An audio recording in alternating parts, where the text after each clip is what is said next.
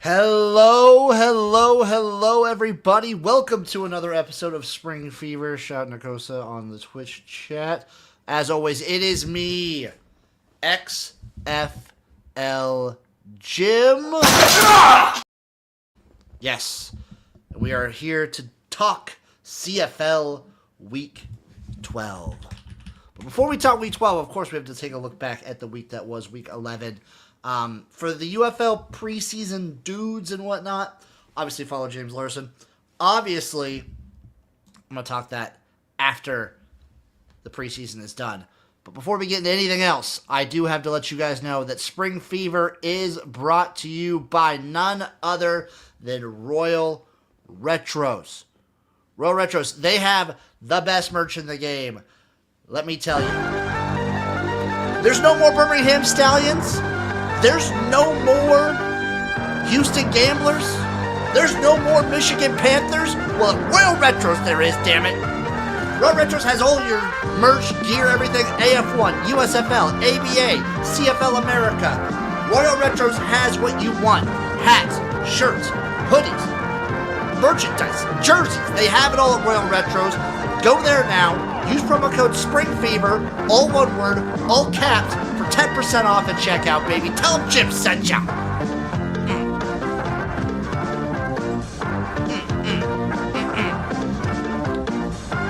Yes, sir. It's another solo show this week. No Uncle Rico. He's busy doing stuff and things. Uncle Rico's living his best life. We give it up to him. Big ups to Uncle Rico. But there's plenty to talk about in the CFL, the Canadian Football League. Week 11 was a banger. We had the BC Lions versus the Calgary Stampeders to kick it off. BC won 30-26 over Calgary.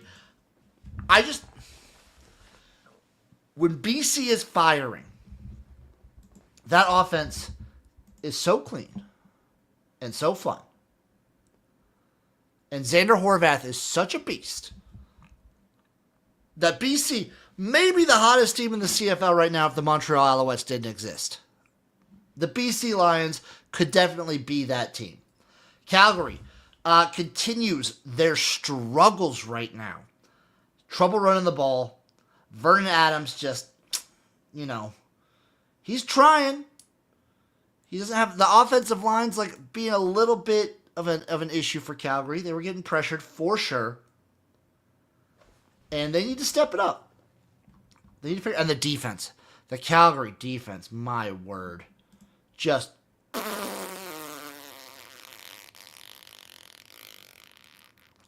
I don't know how you could fully trust in the Stampeders this whole season with what they are showing you on defense.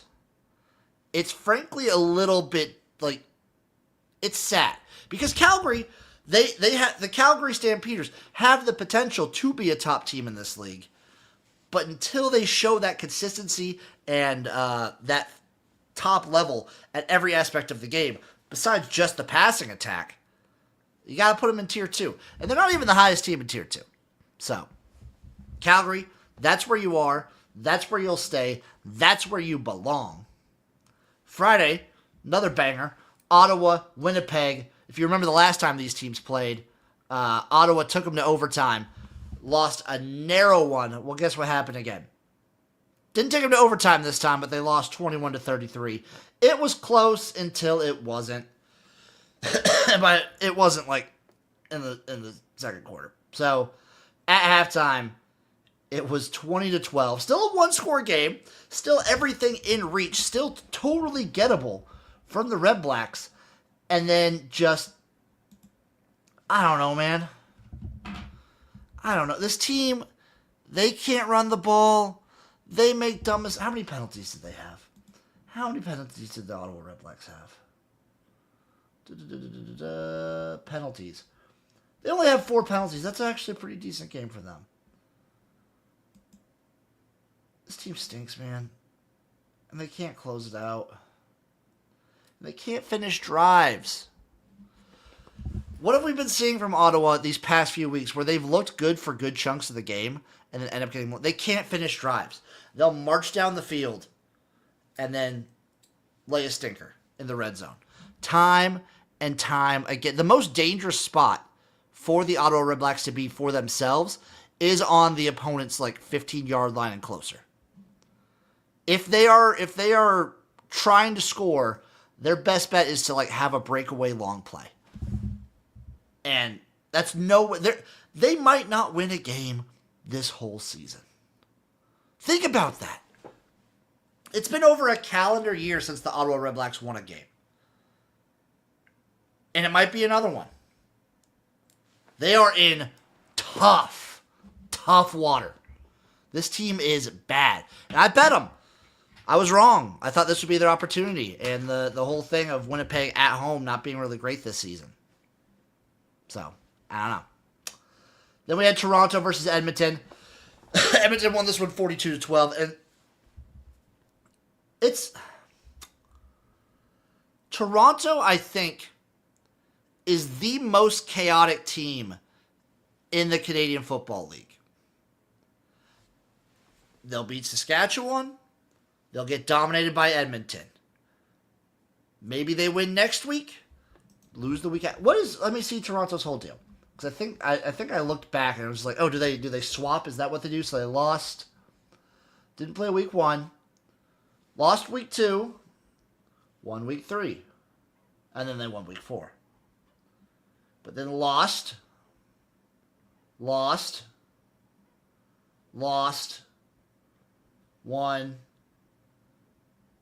Didn't play. Resets. Win. Loss. I don't know, man. I don't know. They don't have a pattern for it, but I do believe they are the most chaotic team.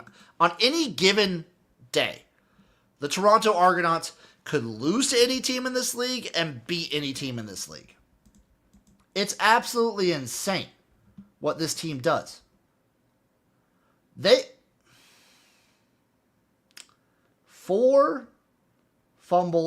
Two fumbles and 2 interceptions. What are Chad Kelly's stats on the season? Where's Chad Kelly's stats? He's up there with the passing yards, but he's gotta be right there. So he's 18 touchdowns, 14 interceptions. 18 touchdowns, 14 interceptions. Neon Panic, I will get to that. Edmonton, again, nice little bounce back for them. After losing sort of easily to Montreal. It's nice to get a bounce back against Toronto. Good on you, Edmonton. Keep chugging along. And then Saskatchewan loses 19-26 to Hamilton. I'm not going to be the guy here. I feel like both teams can take things away. Saskatchewan, you are hurt. You are playing so hurt. You are down so many players, star receivers, defensive players, the running game, your offensive line. But this is, if you've noticed the Redblacks throughout the last, say, 5 years, this is what they do. They start hot, midpoint, have a dip. We're in that midpoint. They're having the dip. They're going to heat back up. Come the end of the regular season, it's for the Saskatchewan Roughriders. It is all about whether or not they can have that momentum and ride it into the playoffs. Can they get it done in the playoffs? Last year they proved they could. Can they do it again? Because consistently, slump in the middle of the season, rise back up. We'll see. Hamilton, it's great to get a win. And I think Frost could be a guy. And the sneaky, unexpected Trey Ford is dangerous. Keep that in your back pocket. Never have Trey Ford out there as the starter. Always slide him in when the other team least expect it. That's when he's at his best. So, right now, in the standings, we have Edmonton, Saskatchewan, Winnipeg, BC, Calgary. Edmonton, Saskatchewan just keep switching places. Winnipeg, BC, and Calgary all right there for it.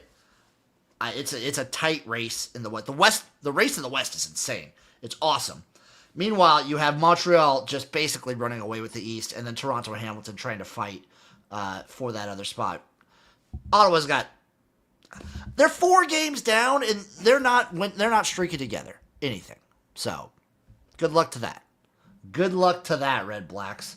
Now, Neon Panic asks, who am I taking for the Grey Cup?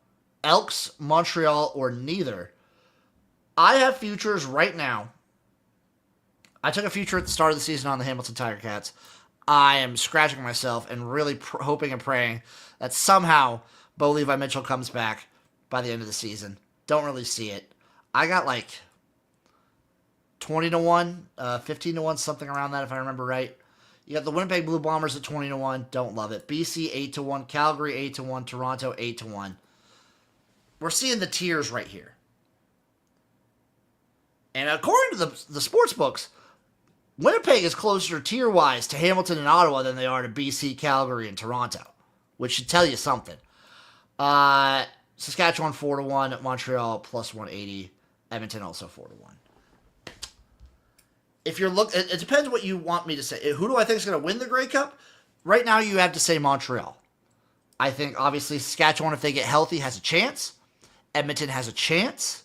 Toronto, who knows what happens if Toronto gets the playoffs? They could go God mode crazy. Like, Toronto could make a crazy run. BC could make a run. I don't believe it, but BC could make a run. My head would tell me Montreal. Montreal's playing the best game right now. God, if you get some longer odds on Toronto, I might sprinkle a little bit on the Argos. They're crazy. They're crazy. Anything can happen. Anything can happen with the Toronto Argonauts, huh? Anything can happen. Anyone else have any takes? Anyone out there have takes on week 11? We're basically at the halfway point, folks. And your halfway winner is Montreal. They've dropped 1 game to the Elks early on in the season. 1, 2, 3, 4, 5. Wait, one sec. We've got 1, 2, 3, 4, 5, 6, 7, 8, 9, 10. 10 more weeks to go. After this week, it's single-digit weeks, folks, until the season, regular season, I should say, is over. So hold on for dear life, because it'll be over just like that. Now, moving on to week 12 of the Canadian Football League. Game number 1, we have the Ottawa Redblacks taking on the Montreal Alouettes. Alouettes 13.5-point favorites there at home. Total 62.5 with plus 575 on the money line for Ottawa. And I took Ottawa last week. They burned me. I don't even think they covered the spread. 13.5 is a lot of points. Probably going to bet Montreal live.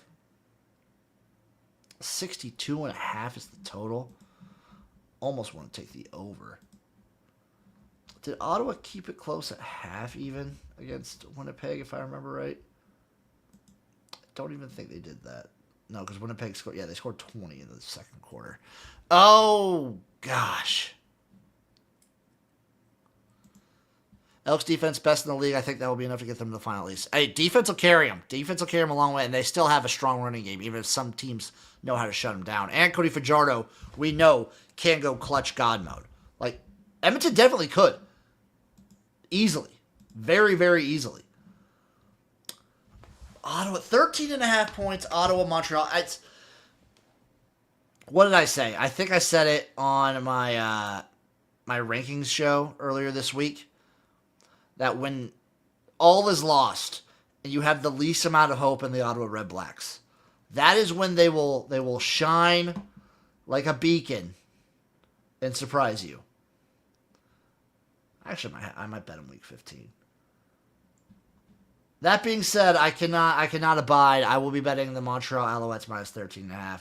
I will be betting the under 62.5 as well. 13.5 is so many points, but like Montreal could easily pull away here. This could be a game where it's just like it's a game for a little bit, and then Montreal just like Ottawa just makes too many mistakes and they fall apart. That's very easily what could happen. I just maybe Jake Mayer over 2 interceptions. He's actually, I mean, he hasn't looked great, but he hasn't looked terrible these last few games. He's never going to be the reason why they win, but there's so many different reasons why they lose. He's one of many, many, many different reasons. Game number 2, the Winnipeg Blue Bombers taking on the Edmonton Elks. The Elks are 6-point favorites at home, plus 200 on the money line. Total is 59.5. Go back in time like 2 to 3 years and show people this spread and these standings, and they'll call you batshit insane. Edmonton is the much better team. Their defense is stellar. This is the lowest total of the week, and I think we might... I think Edmonton might throw it on them. I really think Edmonton's going to be able to throw on Winnipeg. I do not respect this Winnipeg defense, and that's a sad thing to say. I'm going to bet... Ooh. You could bet Cody Fajardo over 2.5 passing touchdowns at 2.5. You think he gets 3 passing touchdowns? Do you think Cody Fajardo can get 3 passing touchdowns?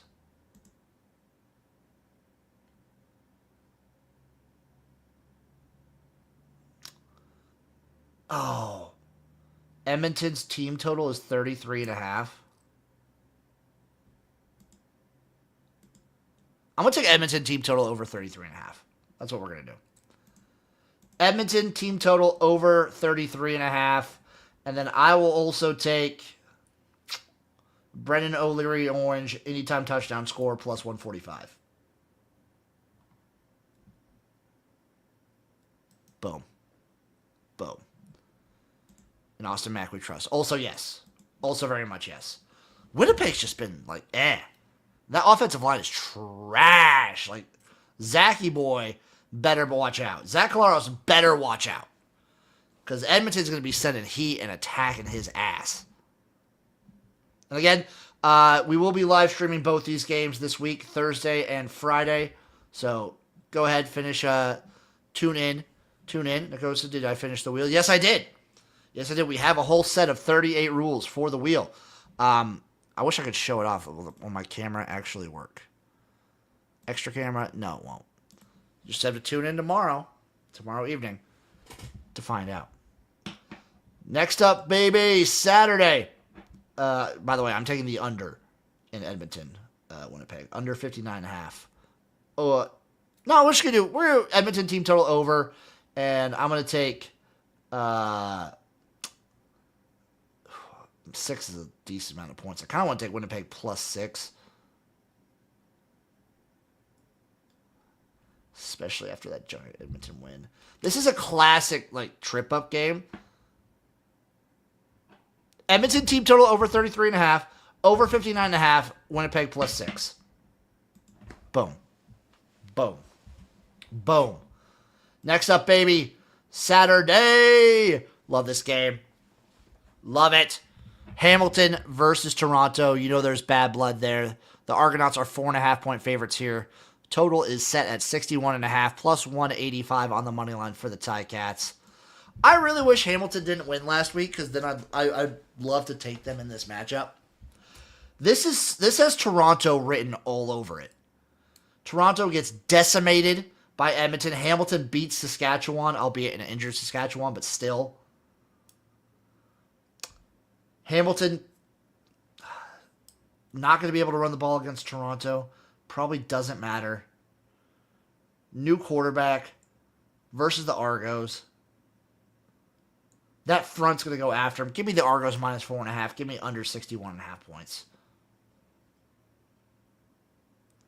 I think Toronto bounces back here. Even if Chad Kelly throws a bajillion interceptions, I think Toronto is the better team. I will get cheeky with it, same way I do with every Toronto game. Give me... Where's my boy? Where's my man? Let me get him. I'm getting him right here. Oh, come on. Janarian Grant, anytime touchdown, plus 400. Let it happen. It's just fun to do. Imagine he breaks one, too. Imagine he just absolutely breaks one. First touchdown for Janarian Grant. Start the game, plus 2,500. I'm not saying bet that, but imagine he does. That would be awesome. I think it's going to be a good game, though. But Toronto, this is the opportunity. This is where Hamilton's emotionally, this is where the Argonauts emotionally crush the Tigercats. And I feel like it's going to happen. So, book it. Toronto minus 4.5. Under 61.5 points. And finally, Sunday. The rare Sunday game in the CFL. I think I talked about this last week or a couple weeks ago. That the CFL should do more Sunday games, more standalone games where, spread it out. You have a game Thursday, Friday, Saturday, Sunday. It's awesome. Each team gets a chance to shine. We have the Saskatchewan Roughriders versus the BC Lions, who are 1.5-point favorites at home, the Lions are. Plus 114 on the money line for Saskatchewan. Total is set at 63.5. Saskatchewan still coming in hurt, coming in banged up. This is the point that I like. BC is red hot. They're coming back home. 63.5 total is with a team as banged up as Saskatchewan. And BC's front has shown some fire. I almost want to take the under. It's the highest total of the weekend, though. I do think the guys that Saskatchewan have, and the fact that Trevor Harris is good about getting rid of the ball quick, I like the over in this matchup. Over 63.5. And I'm just going to take Saskatchewan straight up on the money line. I think they have it. I think they bounce back here. I think BC, this is where their luck runs out. This is where their run ends. I'm sorry. But it has to happen. Okay, so I am taking,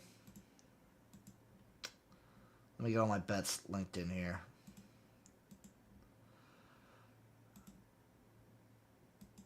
I am taking the Montreal Alouettes minus 13.5 versus Ottawa. The under 62.5 in that game as well. I'm taking Winnipeg plus 6 versus Edmonton and the over 59.5 in that one. I am taking the Toronto Argonauts minus 4.5 and under 61.5 in that matchup. Actually, no, over 61. Let's get it over 61.5. It's going to be crazy. It's going to be a dumb, crazy game that Toronto will pull away and rip Hamilton's hearts out. And I'm taking over 63.5 for Saskatchewan, BC, and the Roughriders on the money line. It's great to be a fan of the CFL. It's great to be alive. What games are you guys looking forward to? Because this is the last, I think this is the last Thursday week. This is the last Thursday week, and next week is the last Sunday week. Was my over-under in the Montreal game. I'm clocking it right now. 62.5 is what it's sitting at right now, Tipa. And I'm on the under. I am on Montreal. I also did, I had a get-right parlay for my hashtag Garage Certified Bets, where I just took all the money lines, and let me see what that would pay out right now. It was only, plus 250 or whatever, but let's see what it pays out right now. Which I'm taking Montreal, Edmonton, Toronto, and Saskatchewan as a parlay. I don't want a round robin. We're not teasers. Oh, I saw the over. Plus 386. Plus 386. Oh, Tipa, everyone should be looking forward to the Toronto-Hamilton game. Everyone should be looking forward to the Toronto-Hamilton game. It's going to be, I think that might be game of the weekend just for pure stupidity and craziness. I'm kind of looking forward to Winnipeg-Edmonton. I think Winnipeg, for a point, I think Winnipeg can keep it close. I'm going to take Bombers plus 6. But I think Elks win.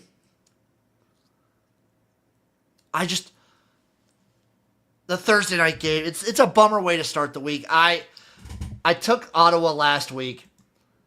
Those damn Redblacks burned me. And I'm ready for it to happen again. So I will not be taking the Ottawa Redblacks. I cannot. I cannot in good consciousness do that. On a side note, UFL-wise, by the way, I did see something that maybe there's a rumor of a Northeast team. UFL fans on Twitter, we were just told, I'll share my screen. UFL fans on Twitter, boom. We were just told that the Birmingham Stallions franchise will be moving to Centreville Bank Stadium in Pawtucket, Rhode Island. This is the home of Rhode Island FC and the USL Soccer League. The capacity is approximately 10,500. There's been nothing confirmed yet. Stay tuned. I would love a Northeast team back for the UFL. What we had for spring football. We had the New York Guardians, and then there was never a team placed in the Northeast aside from DC, obviously. But after 2020, there was no team ever put up there. Like, we had the quote-unquote Philadelphia Stars, New Jersey Generals, but they were always based first year in Birmingham. Next, they were up in Canton. So, I hope so. I hope the Northeast gets a team. I'd be cool with it. I'd be so tight with it. And then I said earlier, but there's more people here now, but we will be talking UFL players who balled out in the preseason at the end of the NFL preseason. I should have a video, and of course we're going to talk about it on Spring Fever. Toronto, Hamilton, probably the game of the weekend. Just watch the CFL, baby. Just watch the CFL.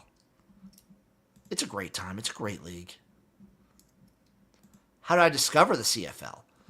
So I've known, like, I feel like even here in the States, when I was young, I wasn't the biggest football guy forever until I really got into, like, college football in my late teens, early 20s. And then I, like, knew about the CFL tangentially and, like, kind of on the side. And then watched a few games here and there. It was never the easiest thing to, like, find to watch. When I worked at a bowling alley, I'd have some games on. I would play, obviously in the springtime, I'd play UFL games, XFL games, so on and so on. AAF was a big one in 2018. And then when I really got into it was post-COVID, because it killed the XFL, which was my true love. The XFL in 2020, still my favorite sports league ever. I know they only played 5 weeks, but still some of the most fun I've ever had watching and participating in sports. And then nothing was going to happen until 2022 when the USFL was announced to go live. So 2021, it was just CFL. And I was like, okay, I'm going to fully get into this league, watch it when I can. And I had the opportunity. I was like, oh, I love it. There's players I recognize. Once I got a hold of, like, oh, the rule set, the players on the field, the game pace is a little bit different. Took a little bit of getting used to, but once you're used to it, it clicks so easily. And it's so entertaining and so fast-paced and so fun. And then 2021, watched the whole season. The storylines were great. The Dane Evans going down for Hamilton and Jeremiah Masoli, like, leading this team to the Grey Cup in Hamilton. And then the cherry on top is I was invited, the company I was working for, doing content for at the time, shout out Better Than Vegas, rest in peace. We got invited to go to the Grey Cup in 2021, and I had the opportunity to go up, be media, meet with players, interview things, go see a CFL game environment, and having it be the Grey Cup as my first time was awesome, and fully fell in love. More space in the CFL. That's what I love about it. I respect that. There is, the fields are bigger. Don't pronounce the second T in Toronto. You like to say Toronto? Is that how I should pronounce it? Not Toronto. I like to say Toronto because I'm a foot guy. You got to put respect on it. That's my thought process. And I love like any version of football.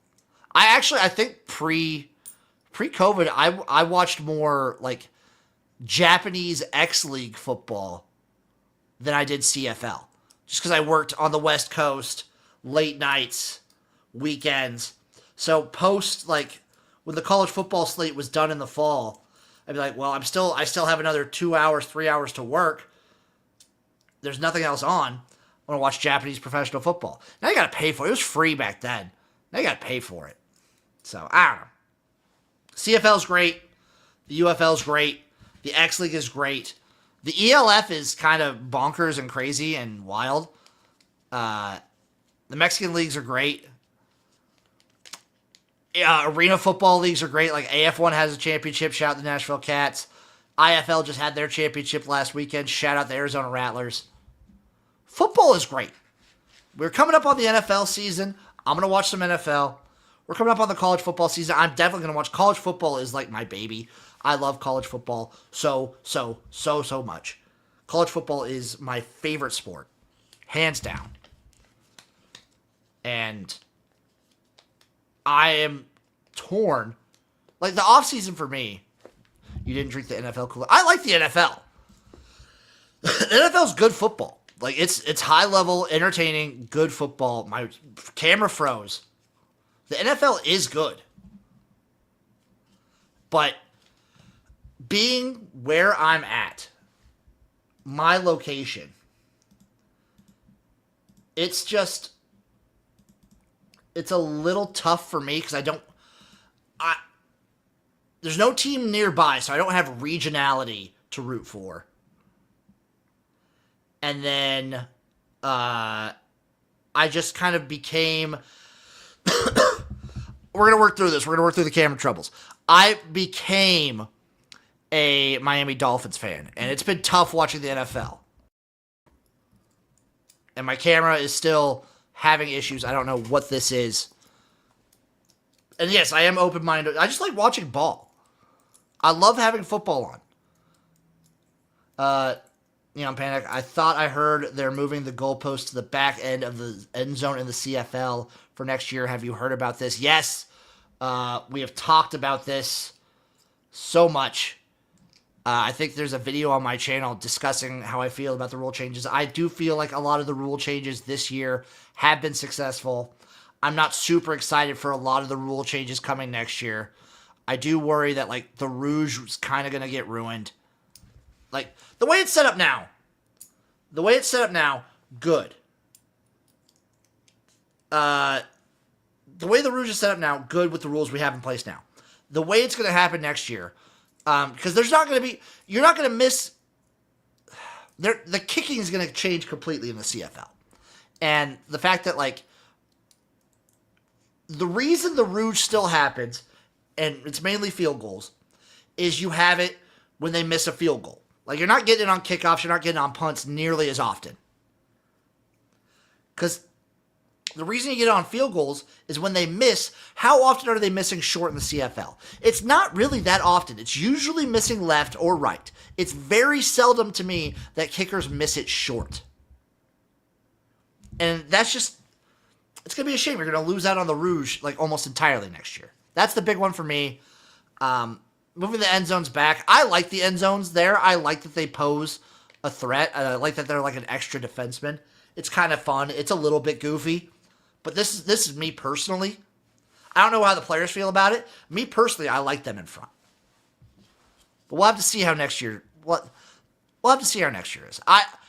I've tried my best to avoid, like, rules talk and getting in the middle of the arguments and just embracing the year that it is. Because this year of the CFL has been so damn entertaining and so fun and such good football, especially offensively. But even, like, Edmonton, the defensive fronts for, like, BC, Toronto, just the level of play right now is awesome and stellar if you're not an Ottawa Redblacks fan.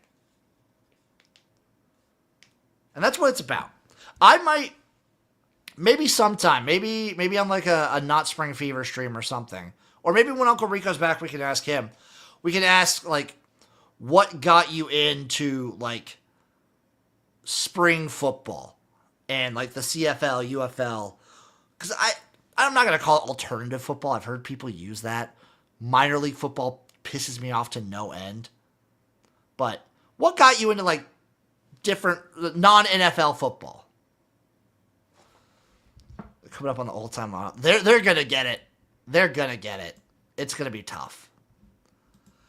Any other questions before about the CFL, Week 12, going forward, anything like that, before we get out of here? I'm gonna go suck down a popsicle. That's what I'm gonna do. Just as an aside, by the way, just an aside, are all the Louisville Kings players just gonna be like selected for the NFL?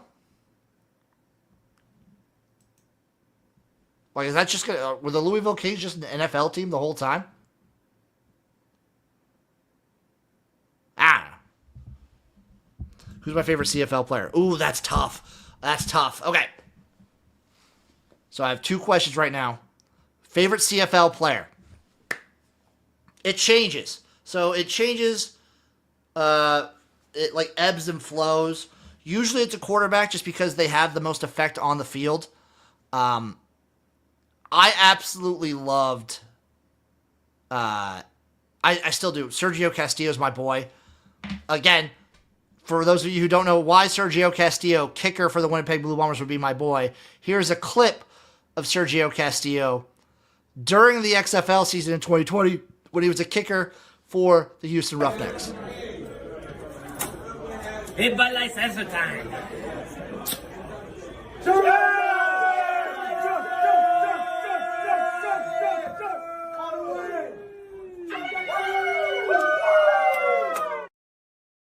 How can you not love that? How can you not love that? Warren Moon for Neon Bag. I would also say, selfishly, I had a lot of guys who had ties to the XFL. They were my, like, stepping stone favorite guys. I was always a champion for Taylor Cornelius. I will always stand for Taylor Cornelius. Cody Fajardo is my favorite player. Right now, Cody Fajardo is my favorite player. I love the guy. It's him, and then it's Tommy Stevens, and then it's probably Oliveira's up there. I've loved Schaefer Baker for a while, too. There's a lot of guys. I love Taylor Cornelius, though. God, I loved him. Would you take the president job for the Redblacks? No. I don't know how to fix this team. I don't know how to fix this organization. I am not an organizational guy.